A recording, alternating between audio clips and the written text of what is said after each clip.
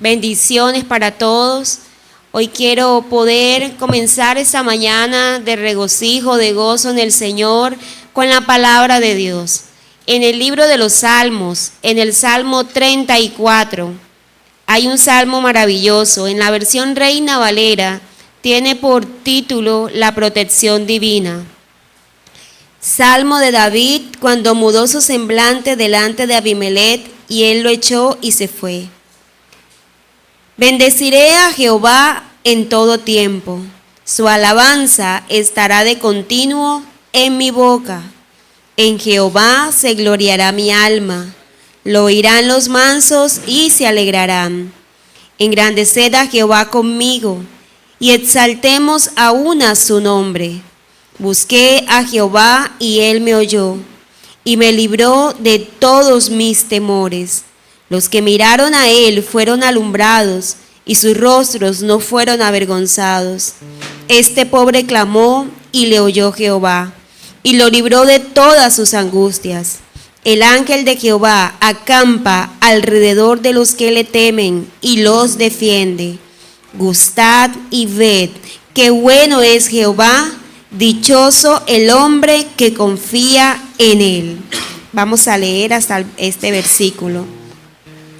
Queridos hermanos y amigos, si hay algo que nosotros podemos tener completa confianza y seguridad, es que todo aquel que busca al Señor no es avergonzado. El que busca al Señor con un corazón humilde, con un corazón sincero, puede tener completa seguridad de que el Señor le oye.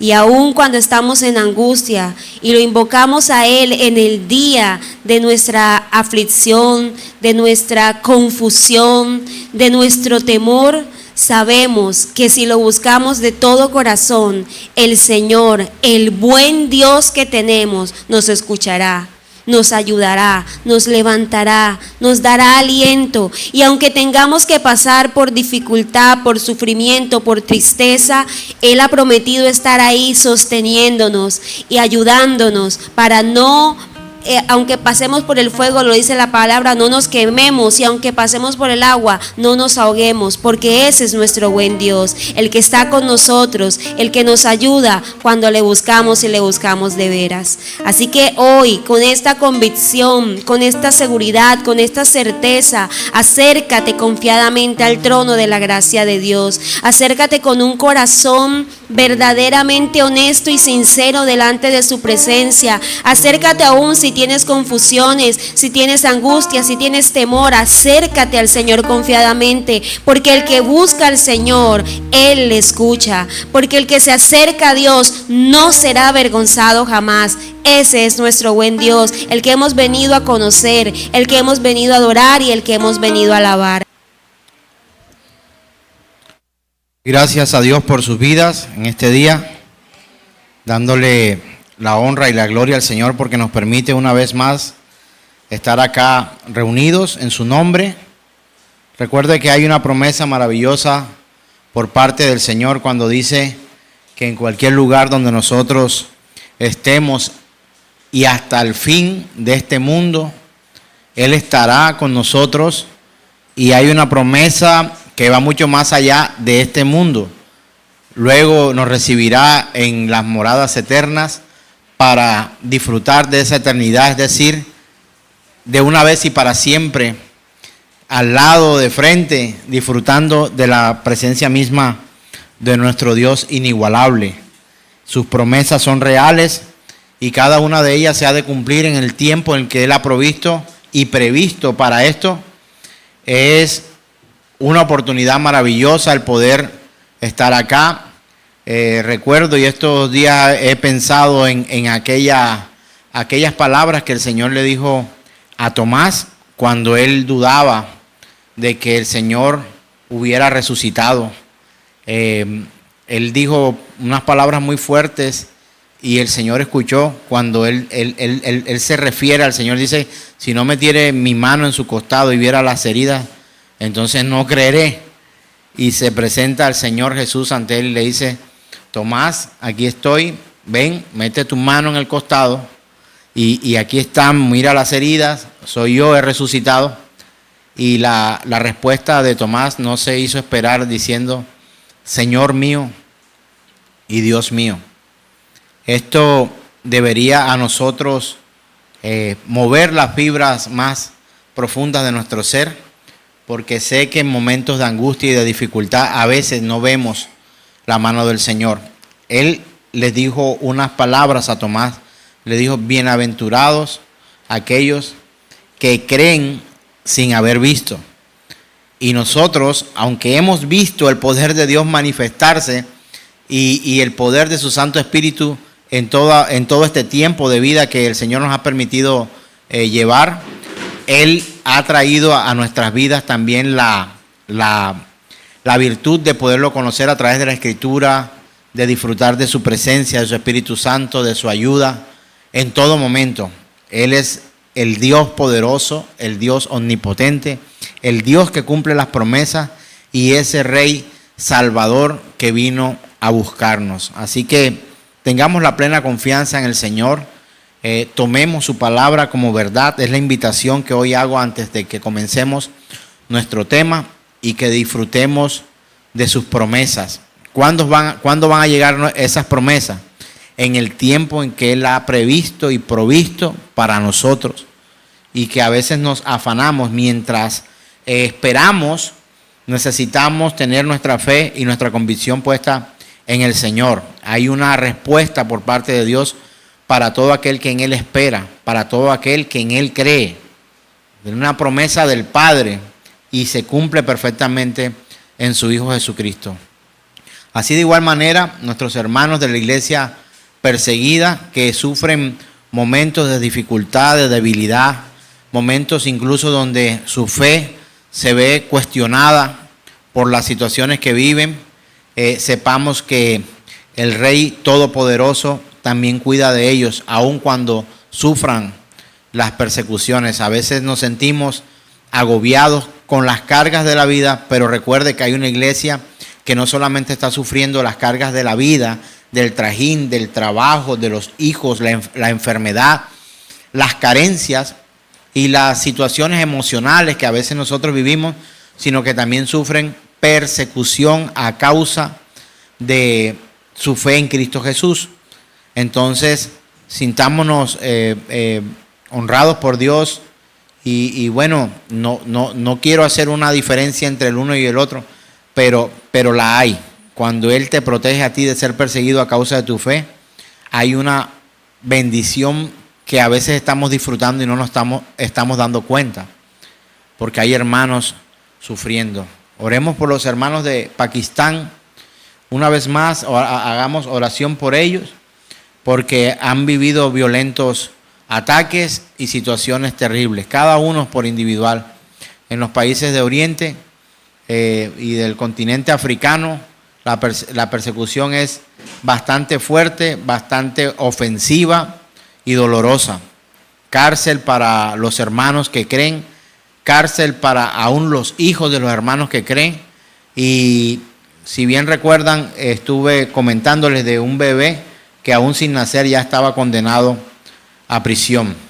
¿Por qué? Porque sus padres eran reos sencillamente por creer en Cristo Jesús nuestro Señor. Oremos por ello y pidámosle al Dios del todo poder que ellos también puedan ser reconfortados en este tiempo. Te suplicamos, Señor, por nuestros hermanos de la iglesia perseguida. Oramos por nuestros hermanos, Señor, de Puertas Abiertas, que es la organización, Señor, que conocemos y con la que hemos tenido contacto, para que ellos sean guardados en oración, Señor. Le pedimos, Señor, que usted pueda traer a sus vidas el reconfortamiento, Señor, lo que ellos necesitan, el ánimo también para ir no solo a Pakistán, sino a todos esos países donde hay hermanos que son perseguidos. Gracias te damos en Cristo Jesús, Señor nuestro, y la iglesia dice amén. Nuestra serie, La Iglesia Funciona, ha venido tratando el tema del pecado, el tema del arrepentimiento, y hoy vamos a tratar un tema que tiene por título Transformados. ¿Transformados de qué, por qué y por quién? Transformados cuando entramos a creer en el Señor. El verdadero creyente sufre transformación. El que cree realmente sufre transformación. Y cuando digo sufre. No solamente la acción de transformarse, sino que en medio de esa transformación hay dolor, hay sufrimiento.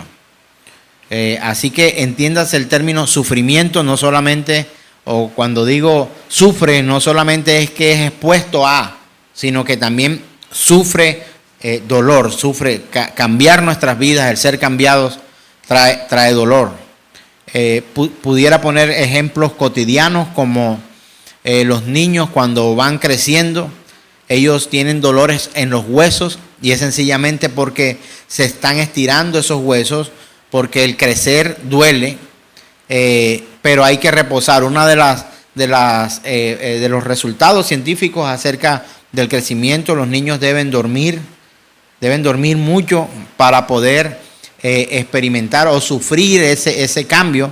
Y pienso que Dios es tan cuidadoso que ha dado esta verdad pública para que también en medio de ese dormir no sea un sufrimiento constante y doloroso como satisfacción del Señor, sino también con un reposo en Él, como un desconectarse un poco de este mundo y quedar realmente rendido en manos de Dios. Mira, cuando usted se queda dormido, obviamente si usted tiene un sueño muy sensible, usted puede ser levantado, pero cuando usted duerme, el enemigo puede llegar y verlo a usted y a abusar de su incapacidad de defenderse porque usted está dormido.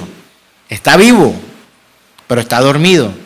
Pero Él es quien cuida nuestro sueño. Él es el que nos guarda. Como dice la Escritura, si Jehová no guarda a la ciudad, en vano vela la guardia. Entonces Él es el que nos guarda mientras dormimos, mientras crecemos en Él, mientras avanzamos en Él. Así que el poder transformador de Dios no viene solamente con sufrimiento, sino también viene con cuidado. Pongo otro ejemplo cotidiano y sobre todo para aquellos que hacen ejercicio y se ejercitan regularmente, van a un gimnasio o tienen una disciplina deportiva.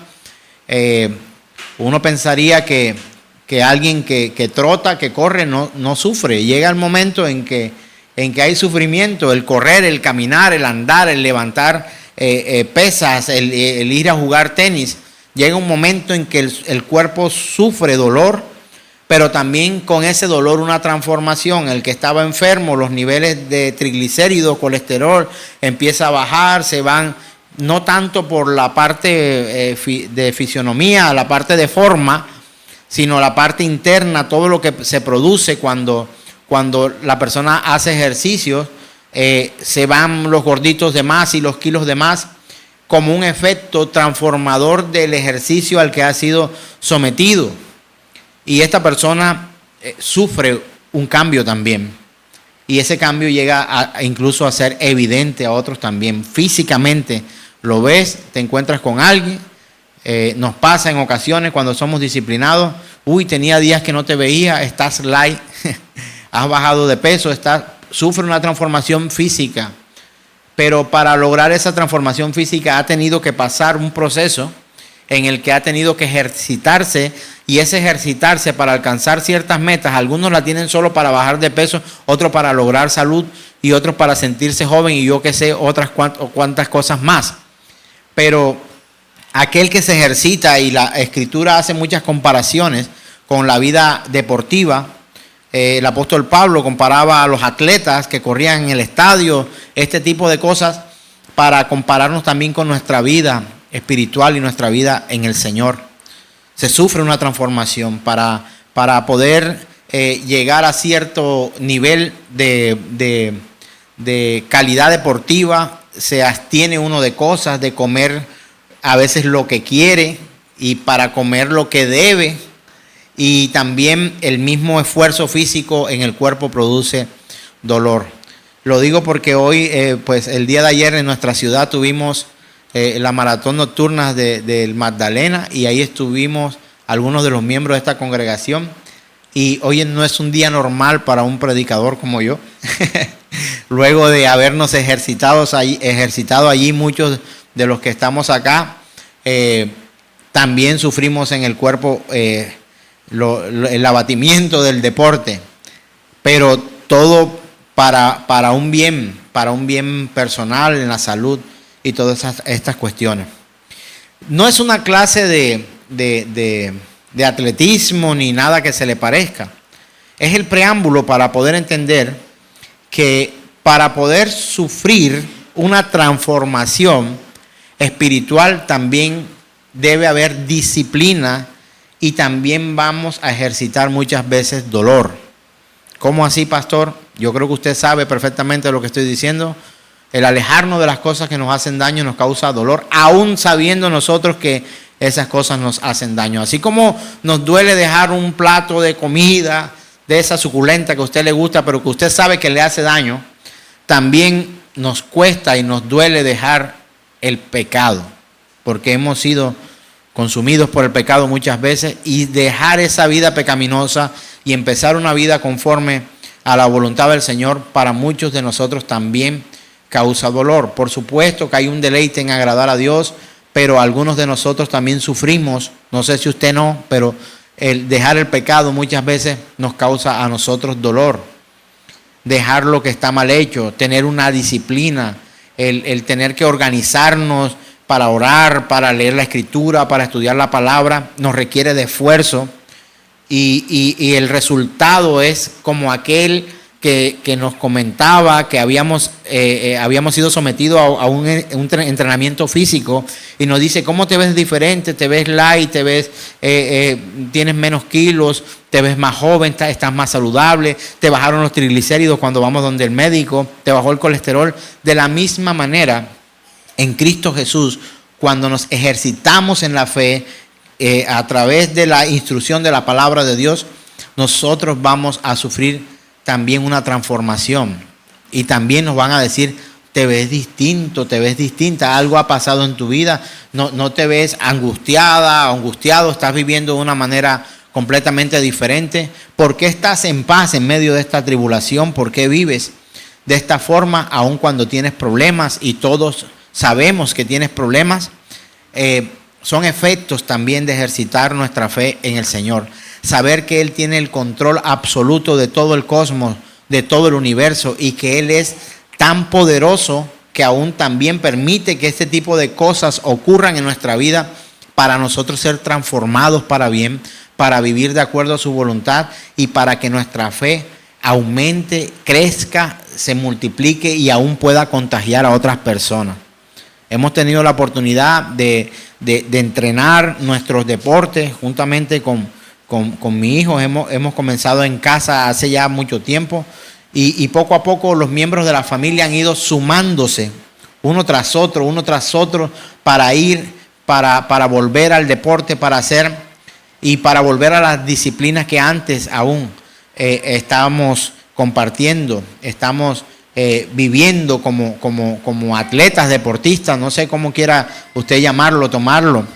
Pero en estos días mi hijo mayor, Sebastián, me compartía como una historia de deporte, una historia deportiva, y me recordaba que mi padre, que partió ya hace más de un año, nos había inculcado también la disciplina deportiva. Y eso ocurre. No, es que, ¿por qué usted hace deporte? No, porque es que, no, ¿cómo no? Si el padre de este era levantador de pesas, era fisiculturista, entrenaba tal cosa. Eso es genético. Algunas veces, no sé si tendrán razón, pero creo que es posible transferir esas disciplinas deportivas a otros, como también es posible transferir, no me lo tome como esotérico o una cosa así rara, sino contagiar, motivar, alentar a otros hermanos a que también puedan ejercitarse en la fe cuando ven los resultados que Dios está haciendo en la vida de cada uno de nosotros. Vuelvo y digo, tomo estos ejemplos como el apóstol Pablo en algún momento los tomara, y porque son cuestiones de vida vivas que estamos experimentando, para poder explicar de manera clara lo que la palabra de Dios enseña. Y hoy podríamos decir que muchos han sido motivados no solamente por el entrenamiento físico. El apóstol Pablo lo dice de esta manera: el cuidado físico, el deporte, para poco es provechoso, pero ejercítate en la piedad, que esto no solamente tiene retribución en esta vida, sino en la vida venidera. Y cuando el apóstol dice ejercítate en la piedad y que el ejercicio físico para poco es provechoso, está diciendo que de algo sirve. ¿Por qué? Porque va a traer en esta vida algo que te pueda ayudar a que te puedas mantener un poco más saludable, a que puedas vivir así. Pero Él te está inculcando también, sobre todo, que hay algo que no solamente va a cuidar de ti aquí en este mundo, en esta tierra, sino que también puede ser transformado para poder disfrutar en el Señor la eternidad con Cristo. Amén. Quiero que vayamos a la Escritura, por supuesto, Proverbios capítulo 14, verso 12. La Escritura dice algo que es confrontante, dice la palabra del Señor: hay camino que al hombre le parece derecho, pero su fin es camino de muerte. Y al leer esta palabra, este sencillo pero profundo versículo, hay una instrucción implícita en lo que leemos. Y no solo una instrucción, sino un llamado de atención, hay una exhortación. En este versículo hay una transformación, nos llama a una transformación, y es el que muchas veces creemos que vamos por el camino correcto, o sea, en nuestro cuidado personal, físico, de salud. A veces hacemos cosas que pareciera que fueran correctas. Y también en nuestra vida espiritual y en la vida cristiana, también a veces nos ejercitamos en cosas que parecen correctas, pero a la luz de la Escritura no tienen aprobación por parte del Señor. Y esto toca aceptarlo, que somos pecadores y que estamos en recuperación y que necesitamos ser transformados por el poder del Espíritu Santo de Dios para que nuestra vida pueda llegar a ser diferente. Debe haber, como se llamó un tiempo un programa aquí en Colombia, un cambio extremo en la vida de alguien, porque hay caminos que nos parece a nosotros que son correctos, que están bien, que podemos andar por ahí, que no pasa nada, que no te preocupes. Pastor, déjalos a ellos, que el que quiera, no. O sea, hay caminos que nos parecen derechos y le digo algo, no solamente tiene la culpa, porque estamos hablando de culpa, estamos hablando de pecado, y hablar de culpa y de pecado también estamos hablando de condenación. No solamente tiene la culpa aquel que cree que su camino es derecho, sino también aquellos que tiene alrededor que podrían instruirle para que ese camino que a él le parece derecho sea expuesto y pueda ser confrontado a aquella persona para que pueda sufrir o experimentar la transformación de la que habla la Escritura. Usted puede estar pensando que el camino por el que usted anda es derecho, que usted está haciendo lo correcto. Y no solamente le pasa a usted, me pasa a mí. A todos nos pasa. Hemos venido muchas veces ahondando en error, y nos parece, pero no tiene nada de malo. Esto que estoy haciendo no tiene nada de malo. Y nos encontramos con alguien que viene y nos predica, estás en un error, o alguien en casa que nos confronta y nos dice, te estás equivocando, y a nosotros, ¿qué nos parece? Que el camino por el que venimos es derecho. Experimentamos cosas tontas como utilizar una herramienta, un utensilio, o incluso una bolsa de equipaje, como el día de ayer nos pasó. Esta es la que necesitamos, me conviene esta, pero el camino nos conduce muchas veces a darnos cuenta que hemos cometido errores y que podría ser mejor de otra forma, pero sabe, nos cuesta. ¿A quién le cuesta? A usted solamente, a mí, a todos nos cuesta. El aceptar que hemos venido por un camino torcido y que ese camino debe ser enderezado, no solamente nos cuesta, sino que nos hiere. ¿Por qué? Porque eso tiene que refundamentarse todo lo que tenemos o la condición mental para poder vivir de una manera diferente. O sea, ejercitarnos disciplinadamente en estrategia o modo de vida completamente diferente al que teníamos. ¿Y sabe qué ocurre? Algunos estudiosos dicen, no sé de dónde sacaron esos estudios, pero he leído algunas notas donde dicen que después de 14 días algo se convierte en hábito. Después de 14 días consecutivos o 21, no sé realmente, algo se convierte en un hábito. Pues la verdad, no sé si esto sea tan cierto, pero lo que sí sé es que si algo lo cometemos frecuentemente, ya próximamente ya se convertirá en un hábito. Vamos a ponerlo con algo positivo. El levantarse todos los días a las 5 de la mañana para salir a entrenar. Llega a un momento en que es fastidioso, no puedo dormir más de lo que yo quería, tengo que levantarme. Tú eres loco, te levantas a las 5 de la mañana para salir corriendo. ¿Qué te pasa? Algo está pasando en tu vida. Y llega el momento en que uno empieza a ver los resultados de disciplinarse. Y cuando está viviendo la experiencia de que la disciplina le lleva a obtener factores de transformación positivo en la vida de uno, encuentra que luego de cierto tiempo, por supuesto, ya no te cuesta, lo disfrutas. Y cuando quieres quedarte en casa a las 5 de la mañana, abre los ojos y estás dando vueltas para allá y para acá. Y el día que dijiste no voy, al poco tiempo lo que vas a decir es, perdí mi tiempo aquí mirando lejos, no dormí, no descansé, no hice absolutamente nada. ¿Qué viene después? Mejor me hubiera ido a entrenar y no hubiera perdido mi tiempo. Al día siguiente te das cuenta que ya se ha convertido en un hábito que puedes repetir porque te está causando un bien. Pero ¿qué tal de aquello que nos transforma pero para mal? El hablar mal, el responder mal, la grosería, la mentira, el engaño, el pecado, actitudes, actividades pecaminosas que no deberían ser porque sabemos que es pecado. Una vez, no, 2 veces, no, 3 veces, 4 veces. Y cuando nos damos cuenta, hemos tenido el camino torcido, como está hablando la Escritura en Proverbios 14, 12. Vuelvo y repito la cita. Hay camino que al hombre le parece derecho, pero su fin es camino de muerte. ¿Sabe por qué nos parece derecho muchas veces ese camino? Porque hemos creado hábitos que nos llevan a nosotros a minimizar los efectos del error, del pecado, de la maldad. Tú te puedes tomar una bebida azucarada una vez en tu vida y no ocurre nada. Pero como es adictiva, el hecho de repetir y repetir el hábito de tomar azúcar, no solamente se convierte en un hábito, sino también se convierte en una adicción. Ahora vamos a pasar a un término que es mucho más profundo y ya es mucho más dañino. De la misma forma ocurre con el pecado. Hacemos concesiones en nuestra vida y terminamos dando paso a una habilidad para pecar sin igual. Una vez, y luego 2 veces, y luego 3 veces, y luego 4 veces. ¿Y sabes qué va a ocurrir?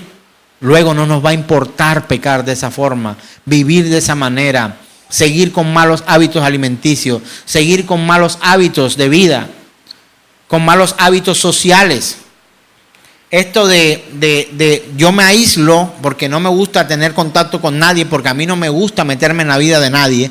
Yo no me quedo al final de la reunión porque es que a mí no me interesa compartir con los hermanos, no me interesa su vida porque yo soy una persona reservada. Llega el momento en que te convierte en una isla desierta, no hay nadie allí, solo tú. Difícil llegar. Y son hábitos de hermanos creyentes que a veces tenemos, que nos parece que es correcto y no es correcto. La iglesia se interesa por sus hermanos. La iglesia se interesa por la necesidad del otro. La iglesia se alegra con los triunfos de otros, con las cosas que se logran, con las cosas que mejoran, por la transformación que Dios hace en sus hijos cuando son ejercitados en la fe. La iglesia se alegra cuando un hijo de una familia de hermanos pasa en la universidad. La iglesia se alegra cuando alguien gradúa de unos estudios o de una especialización o de algo. La iglesia, sus hermanos deberían alegrarse. Pero son cosas que deberíamos experimentar de manera fraternal.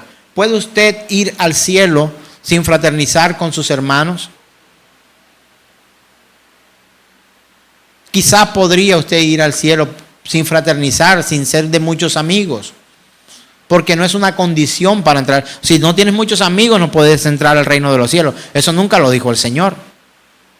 Pero en el llamamiento que hace a cada miembro de la iglesia, nos llama a confraternizar unos con otros, a ser no solamente dependientes de Dios, sino interdependientes de la iglesia.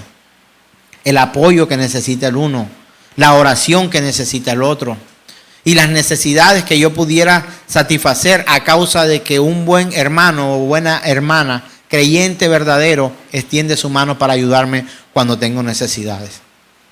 Pareciera que el que predicara nunca tuviera necesidades. Es que como él predica, él no tiene necesidades.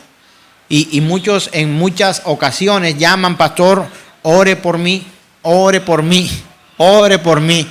Pero ora usted por las necesidades mías y de nuestra familia. ¿Sabe que necesitamos de eso? ¿Sabe usted que necesitamos de la oración de usted para que nosotros podamos predicar un mensaje correcto? ¿Sabe que necesitamos de su oración para que el Señor nos guarde en salud, que nos libre del pecado y de la maldad, así como usted también necesita ser liberado de ello? Y no por una doctrina de la liberación de imponer nuestras manos, no, sino que presentemos nuestras necesidades delante de Dios, ruegos, súplicas por todos los santos, dice la palabra. Nos necesitamos. Y sabe una cosa, si usted no es de esos hermanos de los que yo he descrito, que hacen este tipo de cosas, usted necesita ser transformados. Necesita ser transformado. Tienes que ser transformado. Porque aquel creyente verdadero sufre, digo. No, pero es que a mí no me gusta eso. Pues sufre. Sufre una transformación. Sufre un cambio. Sufre un avance. Sufre una mejoría. Porque cada día lo lleva a ser mejor hermano. Por eso aquellos se desprendieron de lo suyo, vendieron todas sus cosas y no decían poseer nada propio, sino que lo pusieron, dice la Escritura, a los pies de los apóstoles, y estos suplían las necesidades de cada uno, porque sabían que no solamente su necesidad de tener, poseer, eso nos mata, hermanos. Yo necesito, yo quiero que me traigan, que me den, no podemos ir tampoco al otro extremo, porque ¿sabe algo? Alguien necesita también de ti. Alguien necesita de ti. Hay hermanos que necesitan que les sea predicado el Evangelio de Cristo. ¿Por quién? Solamente por ti. Por ejemplo, la habilidad de poder comunicarse en lenguas de señas o en lenguaje de señas. Eso no lo tiene todo el mundo. Para poder predicar a un sordo toca tener unas habilidades. Para poder predicar a un político tienes que estar cerca de un palacio de gobierno. Para poder predicar a atletas, tienes que estar en espacios donde se hace ejercicios. Para poder predicar, donde quiera que Dios te haya puesto, es el lugar perfecto para que tú seas luz en medio de las tinieblas y puedas predicar el Evangelio de la salvación. Pero para que eso ocurra, tiene que haber una transformación en usted. Porque si eso no lo está haciendo, este tipo de hermanos escasean hoy en las congregaciones. El que predica en la oficina, el que predica en el equipo de fútbol, el que predica por allá en donde trabaja, en el palacio donde está, el que le predica a los vecinos, se necesita de estos hermanos. Y ellos solo lo hacen si han vivido una transformación en Cristo Jesús, Señor nuestro. ¿Por qué? Porque el Señor, a través de el revelar de su palabra, nos lleva a nosotros a mirar las cosas que realmente son importantes. Mientras tanto estamos encerrados en nuestras propias casas, viendo nuestras propias necesidades, resolviendo nuestros propios asuntos y nos desinteresamos por otros. Este camino que al hombre le parece derecho, el Señor lo afirma abiertamente, dice, pero su fin es camino de muerte. Hay una exhortación grande allí. Y obviamente no se está hablando de qué hacer. Se está hablando de un hombre que vive en su forma de pensar, casi que convencido de que pudiera vivir o experimentar su vida espiritual de una manera completamente diferente o ajena de acuerdo a la Escritura. No, hermanos. Necesitamos vivir de acuerdo a su palabra. Necesitamos vivir de acuerdo a lo que el Señor nos ha instruido por mucho tiempo. Y es entender que muchas veces el camino que a nosotros nos parece derecho tiene un fin de muerte. Tenemos que ser experimentados en el sufrimiento. Tenemos que ser experimentados a la luz de la Escritura del cómo vivir una vida transformada por el Señor. No es una postura, no es una postura. Es una transformación que va a venir, que tú tendrás la necesidad de predicarle a otro. Es la necesidad de querer ayudar a tu hermano, de querer ayudar al necesitado, de poder ayudar al pobre, de poder aconsejar conforme a la Escritura. Vas a tener para poder, ¿a cuánto le gustaría aconsejar a las familias que se están separando? ¿A cuánto le gustaría aconsejar a los jóvenes que se están perdiendo hoy en drogas y en cosas locas? ¿A cuánto le gustaría poder dar consejos a los que conocen, que sabe usted que va por ese camino de perdición que habla Proverbios 14:12? Sí, tendrás que prepararte, tendrás que sufrir la transformación de querer dejar la cama para poder venir a la Escritura y que conforme a la palabra tú puedas aconsejar a aquellos. Pero si vas con tus propios consejos y tus propias opiniones, terminarás empeorando el problema. Porque vuelvo y repito, hay camino que al hombre le parece derecho, pero su fin es camino de muerte. Proverbios 14:12. Y quiero hacer una nota gramatical en cuanto a esta cosa que ocurre luego del punticoma este. Dice pero. ¿Sabe que esa palabra pero tiene una virtud? Y es anular lo anteriormente dicho. Opacarlo o bajarle de calidad para poder resaltar un error mayor que el beneficio anterior. ¿Cómo así? ¿Cómo te ves de linda hoy?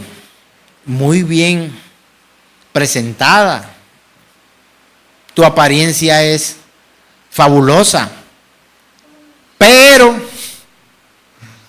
pareciera que uno dijera, pero si tú ibas a decirme pero, te hubieras omitido los halagos anteriores y directamente me hubieras dicho, tienes un error en esto, ¿por qué no lo corriges? La palabra pero tiene esa virtud de anular lo anteriormente dicho. La comida está bien presentada, se ven frescas las verduras, la proteína se ve espectacular, tremendo plato, una vajilla espectacular. Pero, ¿qué cree usted que uno va a decir luego de esa comida? Está salada. O le cayó una mosca a la sopa. Entonces, anula lo anteriormente dicho. Nosotros tenemos que comprender también la parte gramatical y la parte de la Escritura, estudiar conforme a la palabra, pero también tener otros conocimientos que nos lleven a poder comprender lo que realmente Dios dijo. La Biblia no quiere decir, no, la interpretación que yo le doy a esta palabra es esta, no. Yo opino que la Escritura cuando dice tal cosa, no. Dios no quiso decir algo. Dios dijo algo. Y la Escritura aquí está diciendo, hay camino que al hombre le parece derecho, pero la mosca en la sopa, el exceso de sal, algo horrible, viene después de un pero, regularmente. Su fin es camino de muerte. Ahora, utilízalo también de una manera, vamos a cambiar la polaridad de las cosas, así como cuando Jesús hacía este tipo de cosas. ¿Qué nos enseñaron a nosotros cotidianamente? En cuanto a esos dichos populares que dicen, no le hagas a otro lo que ¿qué? Lo que no quieres que te hagan a ti. La Escritura nos lo enseña en esa polaridad. Estoy hablando de positivo o negativo. Polaridad eléctrica. Un polo positivo, un polo negativo. El Señor lo dijo de otra forma. ¿Cómo lo dijo? Lo dijo así. Haz con otros lo que quieres que hagan contigo. Ahora vamos a cambiar, a poner ese pero de una manera mucho más poderosa para que nos pueda servir a nosotros un poco más. Te he visto cabizbajo, te he visto triste. Me he dado cuenta que no vienes a la congregación, pero le doy gracias a Dios porque tú has venido hoy a este lugar, a congregarte. Podríamos cambiar, invertir esa polaridad. Al final estaríamos diciendo casi que lo mismo, pero manifestado de una manera diferente. Pero entienda que lo que el Señor hace con la vida de sus hijos es una transformación, incluso hasta en su forma de hablar, su forma en decir las cosas. Pregunta técnica aquí. Además de mí, ¿cuántos más han tenido problemas de comunicación con otras personas? Que a veces termina confundiendo a la otra persona, que usted lo que quería hacer un mal, pero termina prácticamente haciendo como un bien. ¿A cuántos les ha pasado eso? A mí me ha pasado muchas veces. Quiero hacer un bien, pero termino haciendo un mal, perdón. Quiero hacer un bien, pero termino haciendo un mal. Quiero decir algo, pero termino diciendo otra cosa. La vida del creyente tiene que ir. Mira, lo dice de una forma tan peculiar y tan asombrosa que a veces pareciera inalcanzable. Dice que vamos creciendo y que vamos avanzando en el Señor y que vamos madurando en el Señor como cuando el día es perfecto. Que crecemos en gracia para con Dios y con los hombres. Lo dice de esa manera. Necesitamos ser transformados. Alguien que sufrió transformación y un ejemplo bíblico de transformación, uno de los que más me encanta a mí es el del apóstol Pablo. El apóstol Pablo. Entonces mira lo que ocurría con Pablo. En el momento de la conversión, el Espíritu de Dios regenera el corazón del no convertido y la verdad ilumina su mente entenebrecida. Así estaba el apóstol Pablo. Él azotaba a los hermanos de la iglesia, consentía su muerte, pedía cartas, permisos para poder golpear, sacar, exponer públicamente, incluso hasta que apedrearan a personas por creer en el Señor.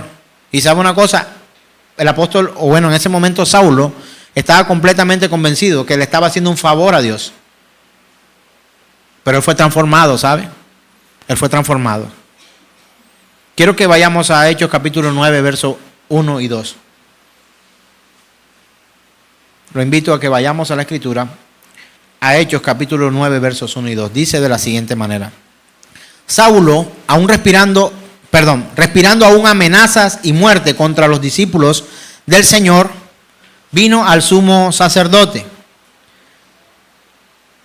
y le pidió cartas para las sinagogas de Damasco, a fin de que si hallase algunos hombres o mujeres de este camino, mire no sé si en su Biblia ese camino tiene la C mayúscula. ¿Sí? Ese es de aquel que dijo, no es la canción, yo soy el camino, la verdad y la vida. Mire lo que dice la Escritura. Que si hallase algunos hombres o mujeres de este camino, los trajese presos a Jerusalén. Encontramos a un Saulo que perseguidor de la iglesia. Perseguidor de la iglesia. Pregunto, ¿Saulo sufrió transformación, sí o no? ¿Y sabe qué es lo que más me emociona? Que pasó de ser perseguidor a ser perseguido. Antes él infringía dolor sobre aquello, ahora sobre él es manifestado ese dolor o esa herida para causarle dolor.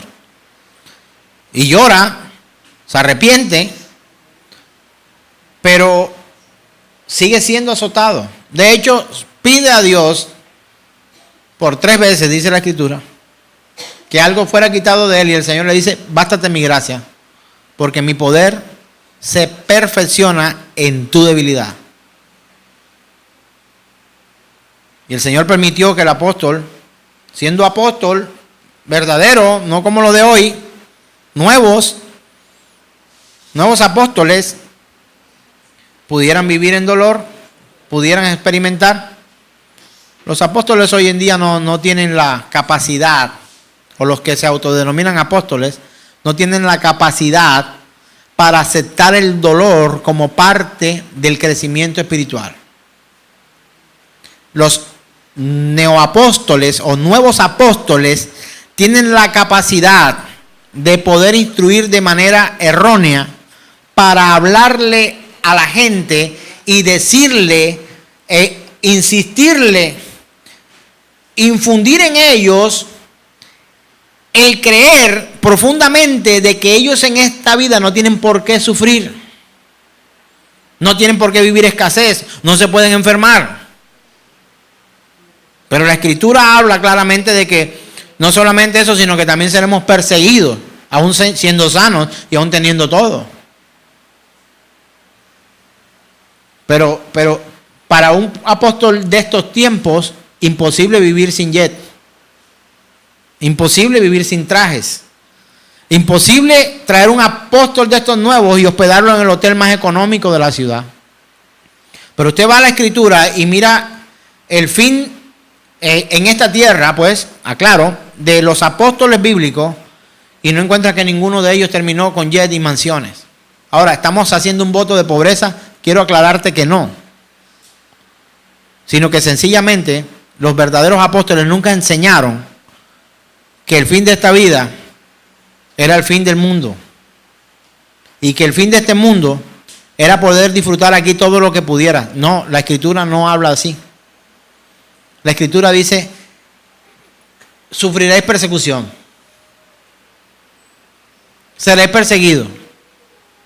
Este mundo traerá aflicciones. Y dice, no temas, yo he vencido este mundo. ¿Por qué? Porque el fin del verdadero creyente no es vivir una vida tan cómoda en esta tierra que anhelara quedarse a vivir en esta tierra. Esta vida trae sufrimientos. Y los hermanos en Cristo Jesús son transformados incluso a través del sufrimiento. Pero vaya y predique esto usted en una congregación donde la prosperidad y donde estos individuos se la pasan enseñando cosas, que el hermano que perdió el carro, que perdió la casa, no, es que tú vas a recibir 100 veces más. Tienes que ofrendar, tienes que dar, para que tú puedas recibir lo nuevo, tienes que pagar, no. Vamos a perder en algunas ocasiones. Vamos a llorar en otras, vamos a enfermar en otras. Procuraremos que no, mientras vivamos en esta vida. Pero el dolor que esta vida misma causa debería llevar, digo debería, al creyente a crecer en una vida piadosa, fortalecida en la fe y en la Escritura. Transformado. El apóstol Pablo, quien fuera Saulo, luego como a un hombre ciego al que se le da la vista, o como se despierta de un sueño a uno que duerme, él se da cuenta de que su vida entera ha sido gobernada por sus propios delirios y que ha estado errado en todo. ¿Sabes qué es lo que es colgar todos tus títulos en una pared y mostrarlo a todo el mundo? Pero tengas un día que venir a casa o a tu oficina y quitarlos todos porque ninguno de ellos te sirve, porque todos fueron invalidados porque las universidades o los lugares de estudio o los lugares de premio que tuviste, todos eran falsos. ¿Podrías tú mostrar?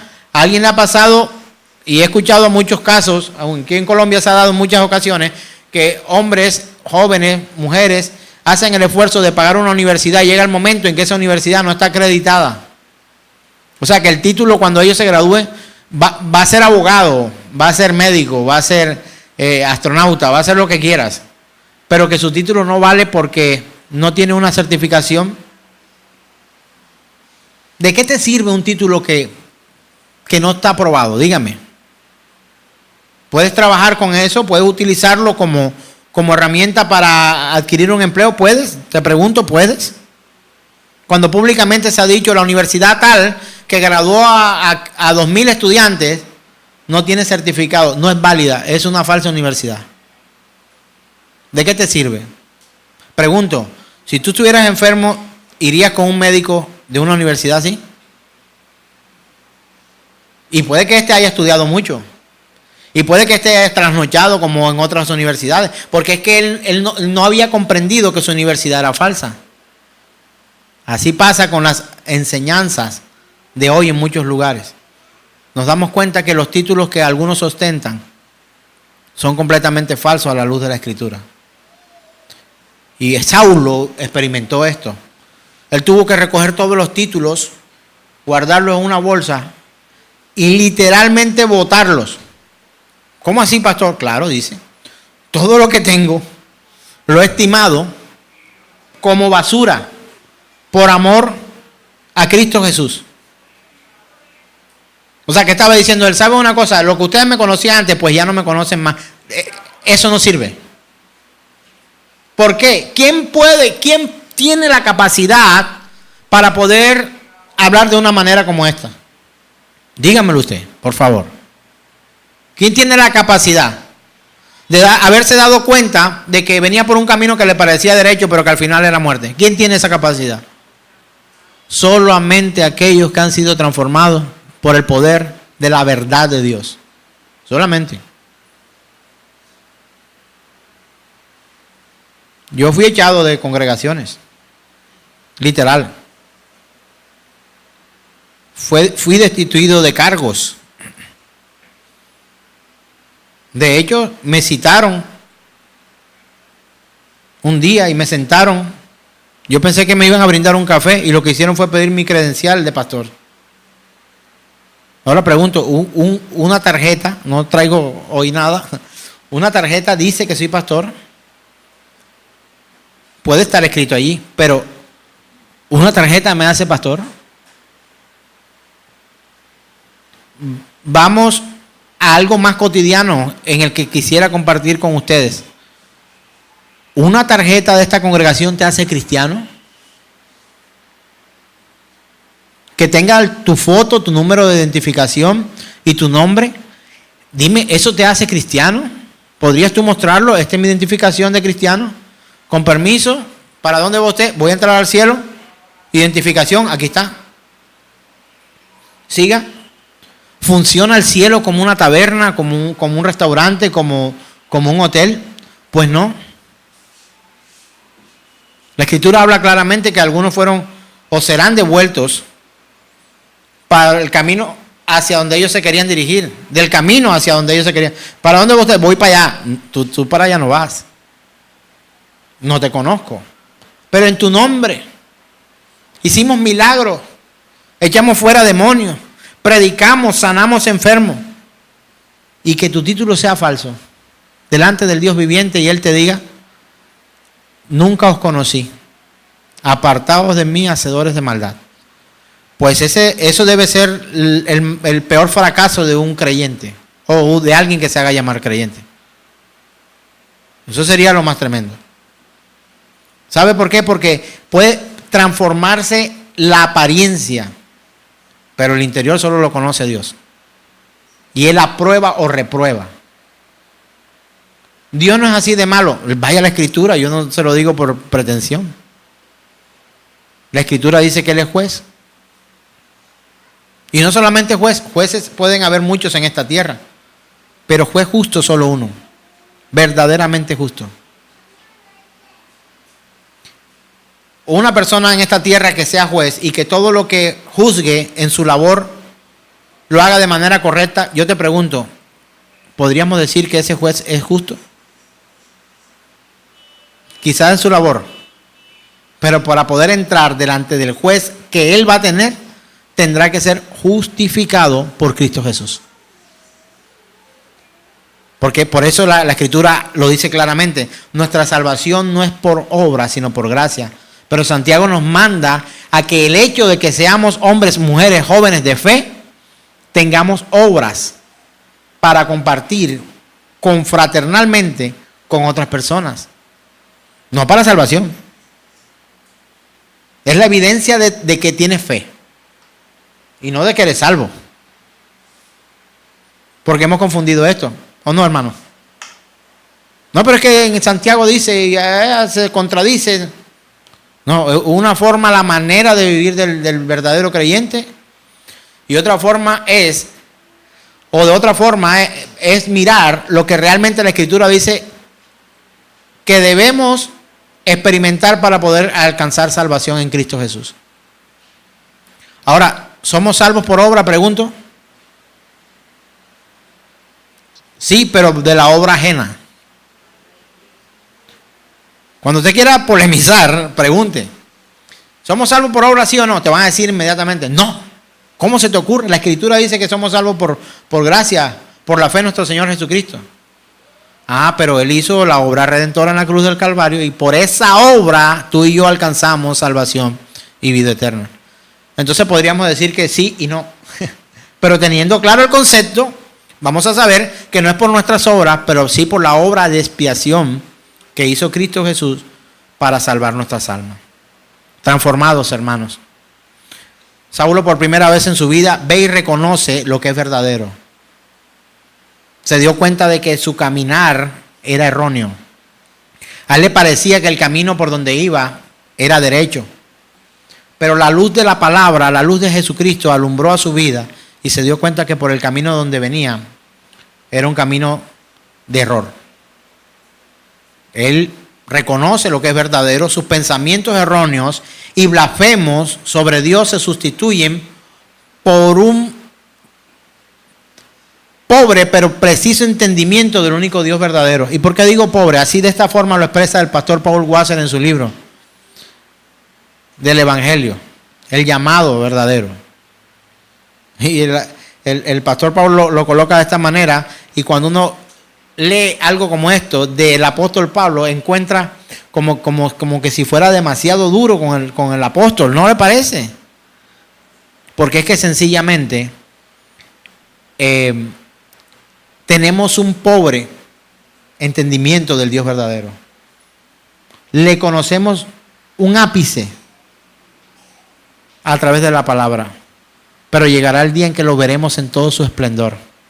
Y nada de él quedará oculto ante nosotros, porque se manifestará plenamente delante de todos. Aquel día donde todo ojo lo verá y toda lengua confesará que Jesucristo es el Señor. Y dice toda lengua, tanto los que creían como los que no creían. Y llegará el momento en que la manifestación del poder de Dios será tan plena que tú tendrás todas las respuestas que quizás no te pudiste imaginar de Dios cuando vivamos con Él en esa eternidad futura. Conocer a Dios de manera profunda, el más sabio de todos los sabios que haya existido en este planeta, en esta tierra. El día que llegue delante del Dios Todopoderoso tendrá preguntas que hacerle, porque no tendrá plena capacidad para comprender todos los misterios del cosmos, del universo y del metaverso y de lo que más termina en verso. Porque Él es infinitamente sabio. Encontrarás respuestas de Dios. Porque hay cosas que tú y yo no conocemos y no vamos a conocer hasta que sean manifestadas por el Dios de la Escritura. El apóstol Pablo experimentó vivir vanas opiniones de su propia virtud. Se catalogó él mismo como una cosa. Y por sus propios méritos. Pero estos fueron sustituidos por el reconocimiento de la depravación real que había en su corazón y en su vida. ¿Podrías ser tú transformado como el apóstol Pablo para darte cuenta de tu propia depravación? De lo erróneo que vives, de lo que ofendes a Dios. De manera natural no podrá ocurrir eso. Yo podré rogarle a Dios mucho por eso, pero es de Él darlo. Y tú y yo anhelarlo. Es de Él darlo. Poder ver con claridad la verdad de su palabra. Pregunto, ¿cuántos son pecadores aquí en este lugar? Muy bien. ¿Y cuántos de estos pecadores que aquí levantaron la mano conmigo hoy pecan con gusto?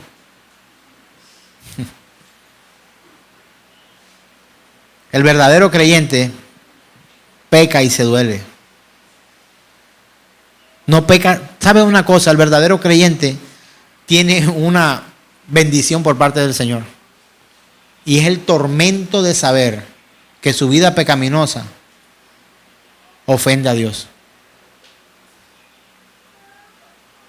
Ahora pregunto, ¿cuántos de los que aquí están ofenden a Dios? Ofendemos a Dios. Lo ofendemos. Algunos nos atormenta ofender a Dios. Algunos nos lleva a reconocer nuestra propia depravación y mirar nuestra naturaleza de absoluta miseria. Y cuando pretendemos lograr la salvación a través de nuestras propias obras, nos damos cuenta que estamos equivocados y que necesitamos a Jesucristo. Ninguno de los que aquí estamos puede entrar al cielo por sus obras. Necesitas a Cristo Jesús para ser salvado. El apóstol Pablo fue transformado de su arrogancia, de seguridad en sí mismo e independencia por una genuina humildad, por una falta de confianza en sí mismo. ¿Sabía? Por dolor, por haber pecado y por vivir en independencia de Dios y de la obra de Jesucristo. Hay una promesa maravillosa para los que en Él creemos, de verdad, y es que sufriremos una transformación. Necesitamos ser transformados. Yo no sé de usted, yo necesito ser transformado. Usted necesita ser transformado. Ofendes a Dios, ofendes a tu familia, ofendes a tu esposo, ofendes a tu esposa, ofendes a tus hijos, ofendes a tus vecinos, ofendes a la sociedad, ofendes a tu jefe.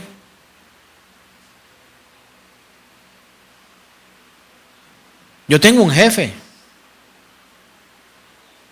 Yo trabajo.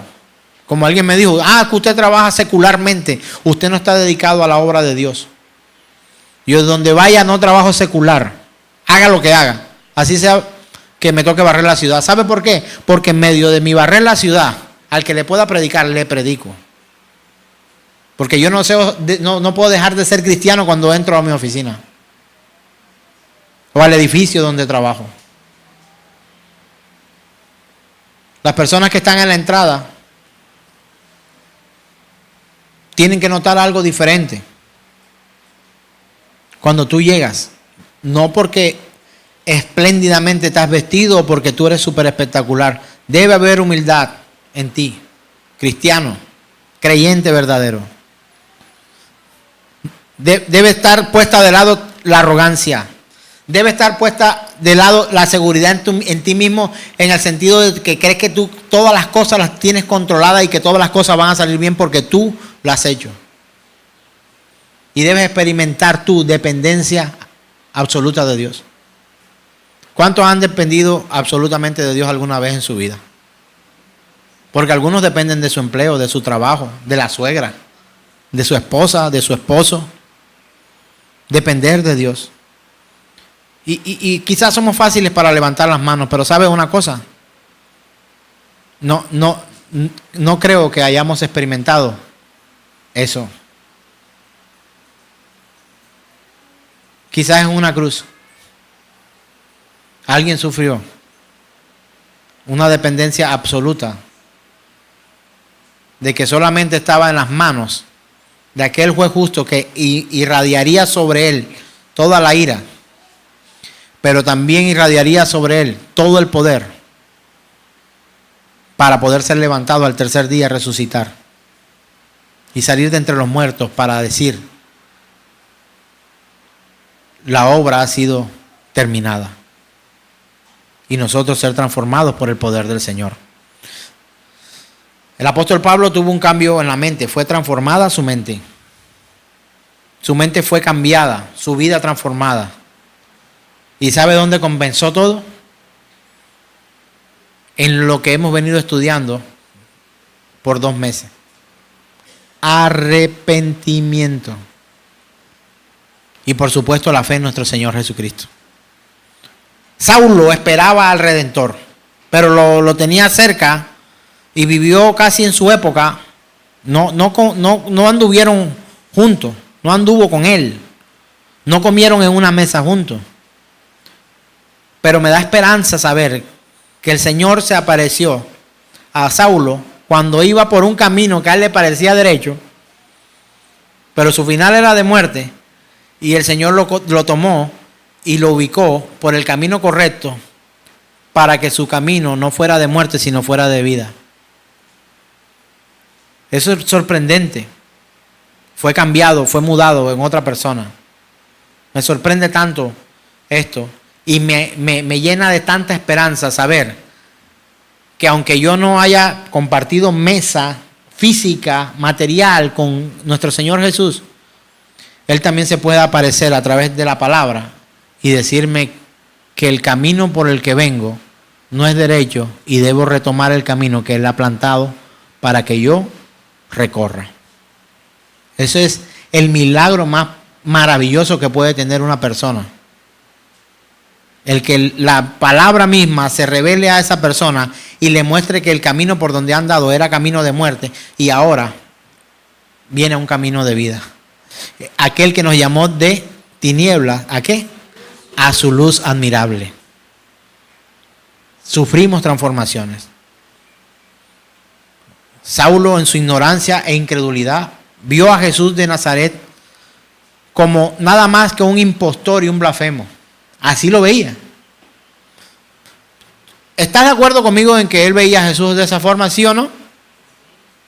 Porque es que de pronto tú desconoces que a quien quien fuera el apóstol Pablo, Saulo, las cartas que pedía y a quien él perseguía eran a aquellos que creían en este camino. Lo leímos en la escritura en Hechos. Pidió cartas a fin de que si hallase a algunos hombres o mujeres de este camino, los pudiera traer presos a Jerusalén. ¿Sabe por qué? Porque a él le parecía inconcebible que estas personas con esa mentalidad tan torcida creyeran que ese que habían crucificado era el Salvador. No solamente de su pueblo, sino de toda la humanidad. Él lo consideraba un blasfemo y por eso se rompía sus vestiduras y decía, no solamente odio a ese Jesús, sino a todo aquel que crea en Jesús. Y voy a demostrarlo persiguiéndolos, azotándolos, metiéndolos presos, procurando que apedreen a algunos. Él consideró blasfemo a Jesús.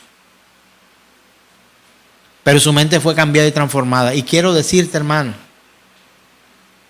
que este mensaje es para esperanza de los que creemos en el Señor. Solamente necesitaría hacerte una pregunta para saber si tienes o no esperanza. Y tendrías que responderla de manera honesta. ¿Eres un creyente en Cristo Jesús? ¿Murió por tus pecados? ¿Un día ocupó el lugar que te correspondía? ¿Es tu abogado delante del Padre? ¿Su sangre derramada crees que fue acepta como ofrenda para pagar por nuestros pecados? Si tu respuesta es sí, tienes toda la esperanza para poder ser transformados y vivir una vida conforme a la voluntad de Dios. Y ve paso a paso. Ve paso a paso. ¿Cómo paso a paso? Peco un día y otro no. No te estoy hablando de eso. Ve paso a paso en tu búsqueda del Señor. En exponer tu necesidad a Él, de Él mismo. Si te apartaste del camino, vuelve paso a paso. Vuelve a orar tus 5 minutos. Vuelve a la lectura de un capítulo de la Escritura o de unos cuantos versículos, o aún si tienes una Biblia que viene seccionada, léela por ahí. Vuelve a tu devocional. Pues esto te va a salvar. No, leer la Biblia no te va a salvar. Hacer un devocional no te va a salvar. ¿Qué fue lo otro que dije? Orar 5 minutos o 1 hora o todo el día no te va a salvar. Te salva tu fe en nuestro Señor Jesucristo. Y poco a poco te sumergirás en una disciplina de vida espiritual y de piedad, que tu vida será completamente transformada. Y habrá evidencias de tus cambios. ¿Sabes por qué? Porque hay oportunidad en Cristo Jesús. Hoy hay oportunidad en Cristo Jesús, pero mañana quizás no la haya. Y habrá gran pérdida. Habrá gran pérdida. Hechos 9, 1 al 2 lo dice claramente. Él sabía a quién perseguir. Y la primera carta del apóstol Pablo a Timoteo, capítulo 1, verso 13, dice de la siguiente manera. Ahí vamos a aclarar esto de que el apóstol Pablo fue blasfemo. Lo dice claramente él en su carta a su hijo Timoteo. Le dice, habiendo sido yo antes, ¿qué? Blasfemo. ¿Qué más? Perseguidor e injuriador, mas fui recibido a misericordia por lo que hice por ignorancia en incredulidad. Él está confesando sus pecados públicamente. Está confesando los pecados no solamente a Timoteo, sino al resto de la iglesia. Dios supiera que hoy tendríamos este texto aquí en su omnisciencia, en su super conocimiento del pasado, presente y futuro. Habiendo sido yo antes blasfemo, perseguidor e injuriador, mas fui recibido a misericordia por lo que hice por ignorancia en incredulidad. Y por eso cuando fue al sumo sacerdote, lanzaba amenazas de muerte contra los discípulos del Señor. Pidió que les pidieran permiso para poderlos golpear y llevarlos. En caso de hallar a esos hombres o mujeres de este camino, lo pudieran llevar presos a Jerusalén. Eso fue lo que él pidió. Pero en camino a Damasco, el Señor glorificado lo confrontó. Y en ese momento la visión que Saulo tenía de la realidad se desintegró. Y entendió que su camino lo llevaba a muerte y no a vida. Quisiera que tú hoy pensaras si el camino que estás recorriendo es camino para vida o es camino para muerte. Él descubrió que estaba equivocado en todo, aún en su teología.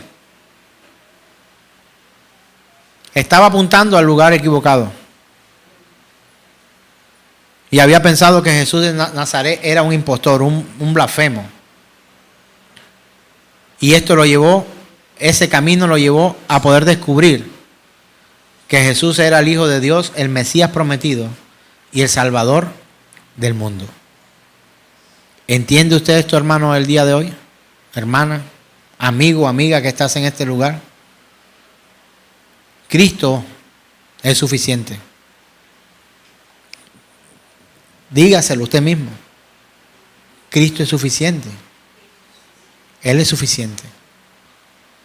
Y en tu caminar con Cristo vendrán tantas cosas hermosas que aún en los días de dolor y de sufrimiento podremos disfrutarlos en Cristo Jesús, porque nuestra esperanza no estará en las cosas de aquí y de esta tierra, sino en las cosas de arriba, las cosas del cielo, las celestiales, las verdaderamente espirituales.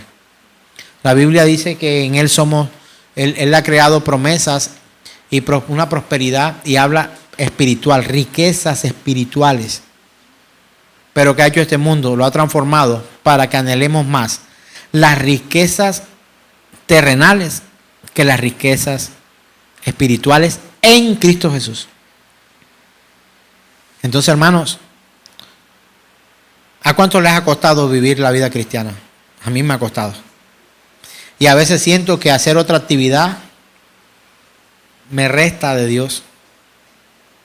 El hacer deporte me resta de Dios. Es un tiempo que podría dedicar a estudiar. El ir a trabajar me resta para poder hacer cosas. Pero ¿sabe una cosa? Donde quiera que tú vayas, sé ese hijo que Dios ha adoptado para sí, que Dios ha tomado, que ha sacado de tinieblas para traerlo a su luz admirable. Y que se cumpla en nosotros la palabra esa que dice: vosotros sois la luz del mundo, vosotros sois la sal de la tierra. Sazona tu vida con Cristo para poder ir a sazonar a otros. ¿Estamos de acuerdo? ¿Queremos ser transformados por el poder de la palabra, del Evangelio, de la presencia misma del Señor Jesucristo? Empieza hoy, hermano. Hoy es el día. Colócate en pie, por favor. Oremos juntos. Y si has tenido dificultades, que yo creo que sí has tenido dificultades.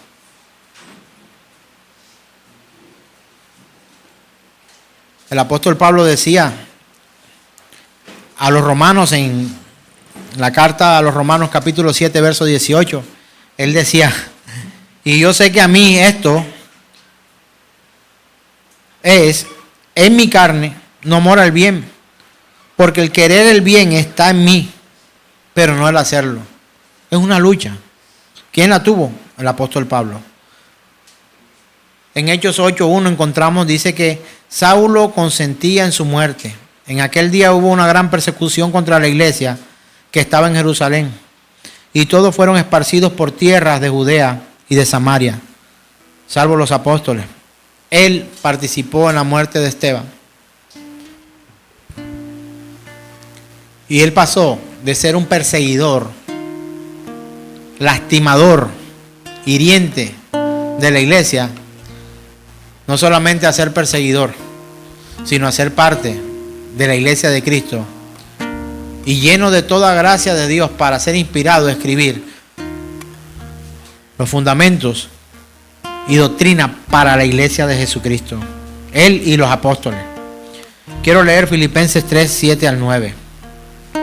Pero cuántas cosas para mí eran ganancia, las he estimado como pérdida por amor de Cristo.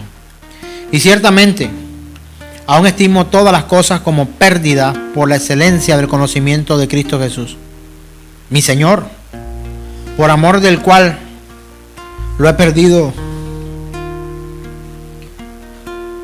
todo y lo tengo por basura para ganar a Cristo. Todo lo estimó por basura. ¿Es el apóstol Pablo el superhéroe de la iglesia? No. Es el apóstol Pablo uno de los ejemplos más grandes de transformación de un miembro de su iglesia. Filipenses 3:9.